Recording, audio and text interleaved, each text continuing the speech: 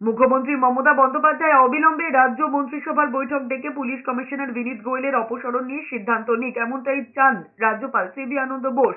রাজভবন সূত্রের খবর, রাজ্যপাল রবিবার সন্ধ্যে মুখ্যমন্ত্রীর সঙ্গে যোগাযোগ করেছিলেন, তখনই এই কথা বলেছেন। রাজ্যপাল জানিয়েছেন তিনি চান মুখ্যমন্ত্রী মন্ত্রিসভার বৈঠক ডেকে কলকাতার পুলিশ কমিশনার বিনীত গোয়েলের অপসারণ নিয়ে প্রয়োজনীয় সিদ্ধান্ত নিক, কারণ জনগণ সেই দাবিই জানাচ্ছে। আরজি করের মহিলা চিকিৎসককে ধর্ষণ এবং খুনের ঘটনায় প্রথম থেকেই পুলিশের ভূমিকা নিয়ে প্রশ্ন উঠেছে।